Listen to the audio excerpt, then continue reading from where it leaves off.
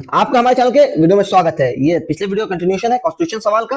पहला चीज कॉन्स्टिट्यूशन सवाल था कि भाई कौन सुप्रीम है, क्या पार्लियामेंट सुप्रीम है जो कॉन्स्टिट्यूशन के अंदर सब कुछ बदल सकती है, या कॉन्स्टिट्यूशन अपने आप में पार्लियामेंट से भी ज्यादा सुप्रीम है और कॉन्स्टिट्यूशन कुछ चीजें वो पार्लियामेंट भी चाहे तो नहीं बदल सकती अंदर आर्टिकल 368 अपने राइट को एक्सरसाइज करते हुए। तो सुप्रीम कोर्ट 13 जजेस बेंच में जवाब देती है कि पार्लियामेंट को राइट है अंडर आर्टिकल 368 अपने राइट्स को एक्सरसाइज करते हुए अमेंडमेंट करना है कॉन्स्टिट्यूशन के अंदर, लेकिन वो हर कुछ कॉन्स्टिट्यूशन का नहीं बदल सकती। कुछ चीजें हैं जो उसके कैपेसिटी के बाहर है बदलना, तो वो क्या है और उसको क्या नाम दिया कॉन्स्टिट्यूशन ने? कॉन्स्टिट्यूशन ने उसको बेसिक स्ट्रक्चर का नाम दिया, यानी बुनियादी चीजें, उसका बेसिक ढांचा, जिसको पार्लियामेंट अंडर आर्टिकल 368 टच नहीं कर सकती। तो किन किन चीजों से मिलकर ये बेसिक स्ट्रक्चर बनता है, आइए जानते हैं। पहला चीज के सुप्रीमेसी ऑफ कॉन्स्टिट्यूशन रहेगा, कॉन्स्टिट्यूशन ही सुप्रीम है, मदर लॉ है। दूसरी चीज इंडिया में रूल ऑफ लॉ रहेगा। तीसरी चीज सेपरेशन ऑफ पावर को आप बिगाड़ नहीं सकते हैं किसी भी अमेंडमेंट को लाकर कॉन्स्टिट्यूशन में, या कोई भी नया रूल या लॉ लाकर।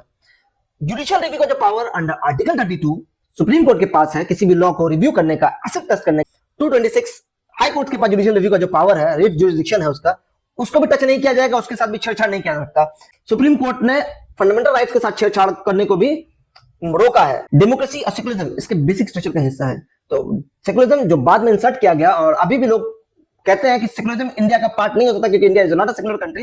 इनका जवाब सुप्रीम कोर्ट देती कहती है कि भाई हाँ, इंडिया की रूह के अंदर, इसके कॉन्स्टिट्यूशन के रूह के अंदर सेकुलरिज्म है, और इंडिया का सेकुलरिज्म वर्ल्ड के सेकुलरिज्म से अलग है। इसको भी आप सेकुलरिज्म, द टर्म सेकुलरिज्म को भी आप छेड़छाड़ नहीं करेंगे। ये कुछ चीजें जो कहीं लिखी नहीं थी कॉन्स्टिट्यूशन के अंदर कैटेगोरिकली, बट सुप्रीम कोर्ट ने अपने जजमेंट के थ्रू जुडिशियल रिव्यू का इस्तेमाल करते हुए, जुडिशियल पावर का इस्तेमाल करते हुए इंटरप्रेट किया, एक कॉन्सेप्ट डेवलप किया जिसको हम आज की डेट में the concept of basic structure कहते हैं, जो हर स्टूडेंट के लिए जानना बेहद जरूरी है। तो इस डॉक्ट्रिन ने अंडर आर्टिकल 368 में जो राइट थे पार्लियामेंट के पास कॉन्स्टिट्यूशन में अमेंडमेंट करने का और कॉन्स्टिट्यूशन को बदलने का, उसको लिमिट में डाल दिया, एक लिमिट के अंदर डाल दिया, और टोटली पूरे कॉन्स्टिट्यूशन को चेंज करने से रोक दिया। हम अपने नेक्स्ट वीडियो में जानेंगे कि इसका आफ्टर इफेक्ट क्या हुआ और कैसे इस डॉक्ट्रिन ऑफ बेसिक स्ट्रक्चर ने आने वाले टाइम में जुडिशरी को और बेहतरीन जजमेंट देने का मौका दिया।